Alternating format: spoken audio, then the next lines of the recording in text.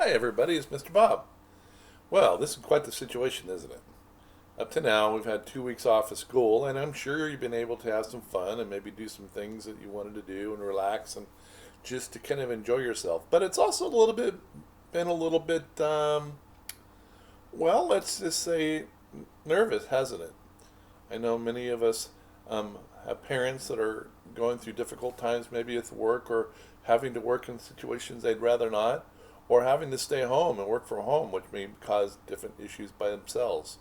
Well, anyway, it's time to do something in school. Now, we won't be able to meet at school probably for at least another month, but one of the things we can do is go from here. When I was in sixth grade, 1 year older than some of you are, one of my favorite things that my teacher ever did was instill in me a love of reading.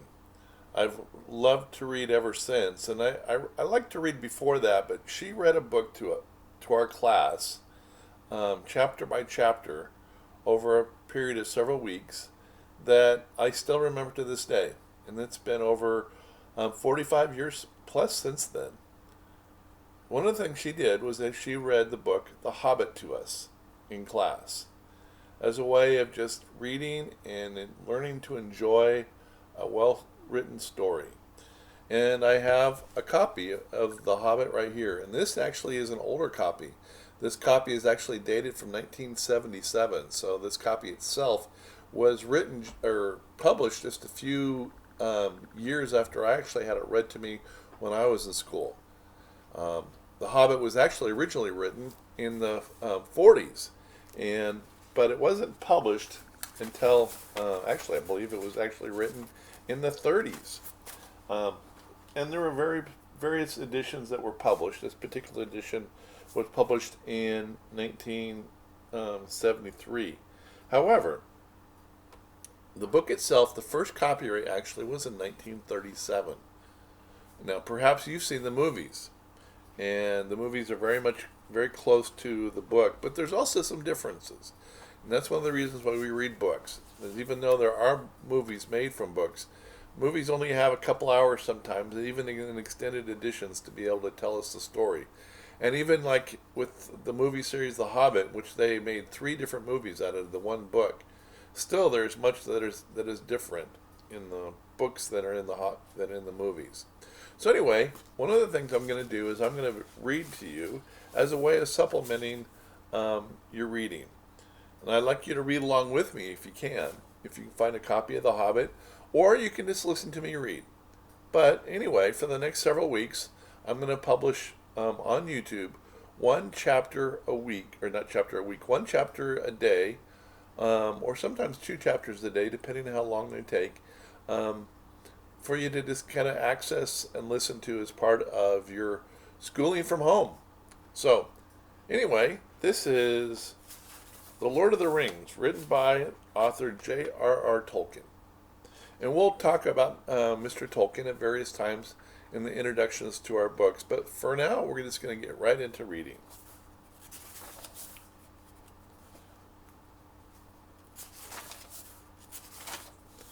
Chapter 1 is An Unexpected Party.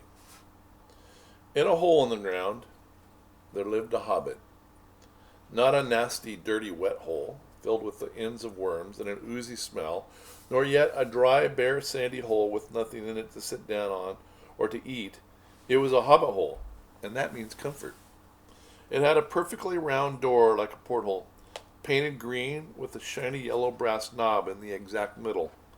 The door opened onto a tube-shaped hall like a tunnel, a very comfortable tunnel without smoke, with paneled walls and floors tiled and carpeted, provided with polished chairs, and lots of pegs for hats and coats. The hobbit was very fond of visitors. The tunnel wound on, going fairly but not quite straight into the side of the hill. The hill, as all the people for many miles round called it, and many little round doors opened out of it, first on one side and then on another. No going upstairs for the hobbit. Bedrooms, bathrooms, cellars, pantries, lots of these. Wardrobes, he had whole rooms devoted to clothes. Kitchens, dining rooms, all were on the same floor. and indeed on the same passage. The best rooms were all on the left-hand side going in, for these were the only ones to have windows. Deep-set round windows looking over his garden and meadows beyond, sloping down to the river. The Hobbit was a very well-to-do Hobbit, and his name was Baggins. The Bagginses had lived in the neighborhood of the hill for time out of mind, and people considered them very respectable, not only because most of them were rich, but also because they never had any adventures or did anything unexpected. You could tell what a Baggins would say on any question without the bother of even asking him the question. This is the story of how a Baggins had an adventure, and found himself doing and saying things altogether unexpected. He may well have lost the neighbor's respect, but he gained, well, you will see whether he gained anything in the end. The mother of our particular Hobbit. What is a Hobbit? I suppose hobbits need some description nowadays, since they have become rare and shy of the big people, as they call us. They are, or were, a little people, about half our height, and smaller than the bearded dwarves. Hobbits have no beards. There is little or no magic about them, except the ordinary, everyday sort, which helps them to disappear quietly and quickly when large, stupid folk like you and me come blundering along, making a noise like elephants, which they can hear a mile off. They are inclined to be fat in the stomach. They dress in bright colors, chiefly green and yellow, wear no clothes because their feet grow natural leathery soles, and thick, warm brown hair like the stuff on their heads, which is usually curly. Have long, clever brown fingers, good-natured faces, and laugh deep, fruity laughs, especially after dinner, which they have twice a day when they can get it. Now you know enough to go on with. As I was saying, the mother of this Hobbit, of Bilbo Baggins, that is, was the fabulous Belladonna Took, one of the three remarkable daughters of the old Took, head of the hobbits who lived across the water, the small river that ran at the foot of the hill. It is often said, in other families, that a long time ago one of the Took ancestors must have taken a fairy wife. That was, of course, absurd, but certainly there was still something not entirely Hobbit-like about them, and once in a while members of the Took clan would go and have adventures. They discreetly disappeared, and the family hushed it up, but the fact remained that the Tooks were not as respectable as the Bagginses, though they were undoubtedly richer. Not that Belladonna Took ever had any adventures after she became Mrs. Bungo Baggins. Bungo, that is, Bilbo's father, built the most luxurious hobbit hole for her, and partly with her money. That was to be found either under the hill, or over the hill, or across the water, and there they remained to the end of their days.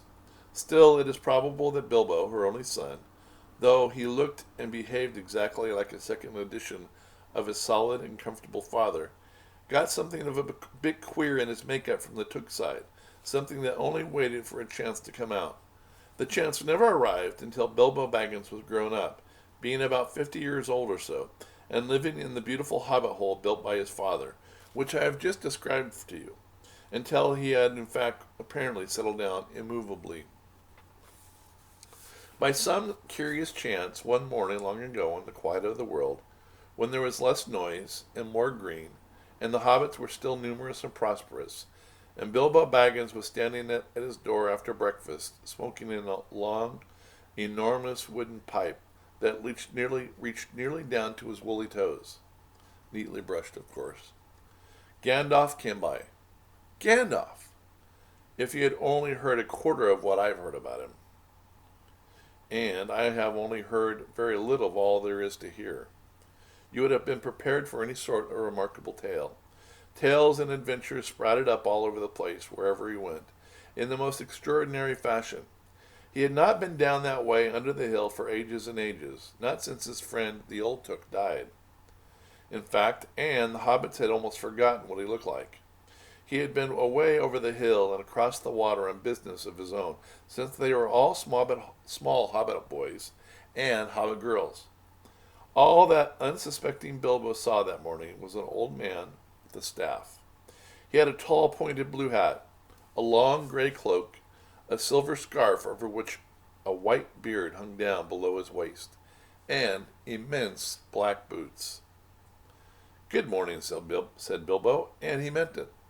The sun was shining, the grass was green, but Gandalf looked at him from under his long, bushy eyebrows that stuck out further than the brim of his shady hat. "What do you mean?" Gandalf said. "Do you mean that you wish me a good morning? Or that it is a good morning whether I want it or not? Or that you feel good this morning? Or that it is a morning to be good on?" "Well, all of them at once," said Bilbo. "And a very fine morning for a pipe of tobacco out of doors and into the bargain. If you have a pipe about you, sit down and have a fill of mine. There's no hurry. We all have the day before us."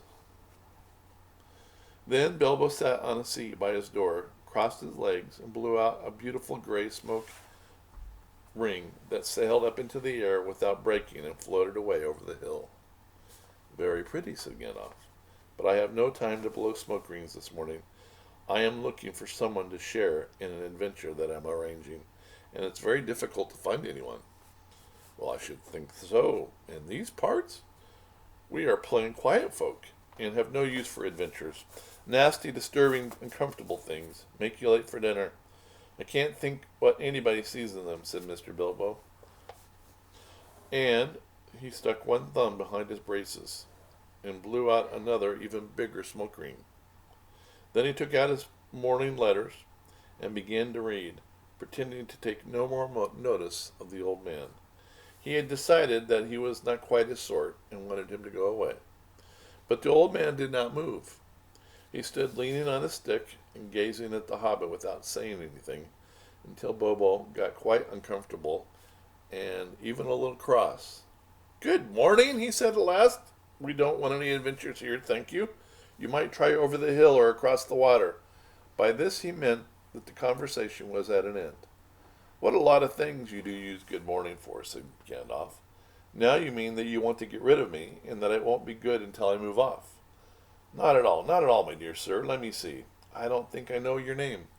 "Oh, yes, my dear, and I do know my dear sir, and I do know your name, Mr. Bilbo Baggins. And you do know my name, though you don't remember that I belong to it. I am Gandalf, and Gandalf means me. And to think that I should have lived to be good morning by Belladonna Took's son, as if I was selling buttons at the door. Gandalf, good gracious me. Not the wandering wizard that gave old Took a pair of magic diamond studs that fastened themselves and never came undone until ordered? Not the fellow who used to tell such wonderful tales at parties about dragons and goblins and giants and the rescue of princesses and the unexpected luck of widows' sons.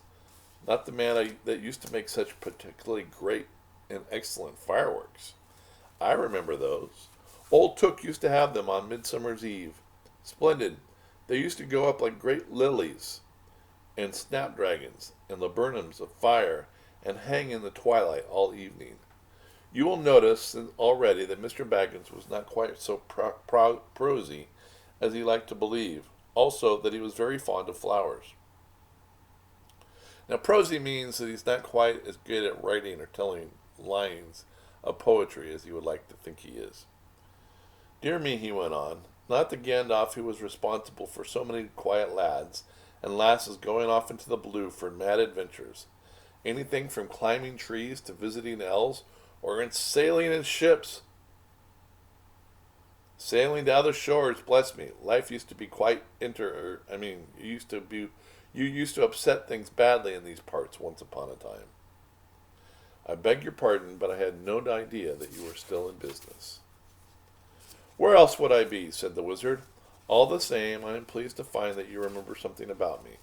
You seem to remember my fireworks kindly at any rate, and that is not without hope. Indeed, for your old grandfather's Took's sake, and for the sake of your old poor Belladonna, I will give you what you asked for. I beg your pardon, I haven't asked for anything. Oh, yes, you have, twice. My pardon, I give it to you. In fact, I will go so far to send you on this adventure, very amusing for me, very good for you, and profitable too, very likely, if you ever get over it. Sorry, I don't want adventures here, thank you. Not today, good morning, but please, come to tea. Any time you like. Why not tomorrow? Come tomorrow. Goodbye. With that, the hobbit turned and settled inside his round green door, and shut it as quickly as he dared, not to seem rude. Wizards, after all, are wizards. What on earth did I ask him to tea for? He said to himself as he went to the pantry. He had only just had breakfast, but he thought a cake or two and a drink of something would do him good after his fright. Gandalf, in the meantime, was still standing outside and laughing along, but quietly. After a while, he stepped up and, with the spike of his staff, scratched a very strange sign on the hobbit's beautiful green door. Then he strode away, just about the time when Bilbo was finishing his second cake and beginning to think that he had escaped adventures very well. The next day he had almost forgotten about Gandalf. He did not remember things very well unless he put them down on his engagement tablet, like this. Gandalf, tea, Wednesday. Yesterday he had been too flustered to do of anything of the kind. Just before tea time there came a tremendous ring on the front door, and then he remembered. He rushed and put on the kettle, and put out another cup and saucer, and an extra cake or two, and ran to the door. "I'm so sorry to keep you waiting," he was going to say, when he saw that it was not Gandalf at all. It was the dwarf, with a blue beard tucked into a golden belt, and very bright eyes under his dark green hood. As soon as the door was opened, he pushed inside, just as he had been expected. So, we're going to stop there in the middle of the first chapter, The Unexpected Party, and we'll continue this next time. Anyway, I hope you enjoyed it. Continue to work on your skills. Continue to read on your own. Continue to do the work that you're assigned as school starts to get back in session online. So, thank you, and we'll see you again soon. This is Mr. Bob saying goodbye.